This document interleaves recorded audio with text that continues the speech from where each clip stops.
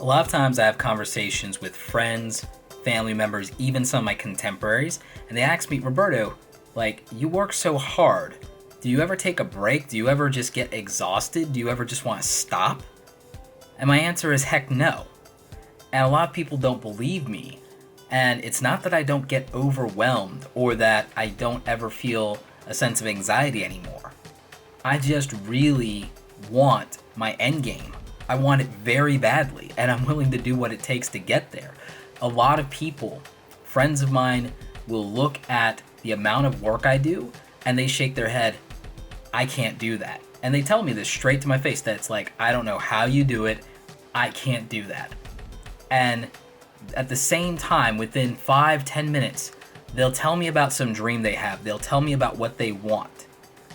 And I'll just smile and I'll shake my head because I know deep down that the reason that it's taking so long, the reason that it seems out of reach and it remains a dream for them is because of the first thing they said 5 or 10 minutes ago about they're not prepared to do that much work to get it. One of the things a lot of people don't get about me is that I actually like the things that I do. I'm a nerd. I actually enjoy all of this stuff, and there's not a lot that I'd rather be doing right now than exactly what I'm doing in any given situation. And when I do want to do something else, when I want to play Overwatch, I play Overwatch because I've worked hard to put myself in a position to where I have the luxury of doing that. If I want to go on vacation, I can just do it, just like that. And I can go somewhere. Whenever I want to take off and go last minute to a conference or fly out to New York or California, I just pick up and I just do it because the work that I've done up until now has given me that level of freedom and that opportunity to where I can make that choice. And this is the funny part. This is the hook is the more I think about it, I could always work harder. A lot of people will ask me, Roberto, when will you hit this milestone? Or when is this going to happen? And my answer is when I do the work that requires. And it's an answer that a lot of people are a little thrown by, and even though they know and they realize it's true, and they don't super challenge me on it. But, to clarify it, let me give you guys an example that I know a lot of you are curious about. Many of you have asked me time and time again, when do I think I'll get to 1 million subscribers? And the answer is, if I'm ever going to get to 1 million subscribers, it's going to require a different level of work than what I'm currently doing. It's going to require a whole nother level of work, a whole nother level of hustle, a whole nother level of strategy. The stuff that I'm doing right now is not based on an attempt to get to 1 million subscribers in YouTube. It's just not. What I'm doing right now has been a strategy that's based on growing my business, growing my credibility, growing my public profile, attracting a community of creatives, of people that I want to work with, of people that I want to hire into my business and my company, of people that I want to work with in terms of clients and that I want to help, brands that I want to build relationships with so that we can do things together in the future. That has been a lot of the thesis of the work that I've been doing right now. If I wanted to do something to get to 1 million subscribers, even with the type of channel that I have, I would have to do something completely differently than what I'm doing right now. I'd also have to do the hard work of figuring out how to accomplish that without sacrificing my other goals. Because what I really want and what I'm doing the work to do is I want to be one of the great public speakers in my space. I want to inspire and do keynotes at creative conferences. I want to be on the main stage at events like Adobe Max, and I know that that's a long ways away. I want to be on the main stage at Social Media Marketing World. I know that's a long ways away, and I'm more than willing to do that work. But I also want to build my business to be as big as it can be and still keep me happy and still keep the culture that I want for the company. I want to be able to attract the type of talent that I want.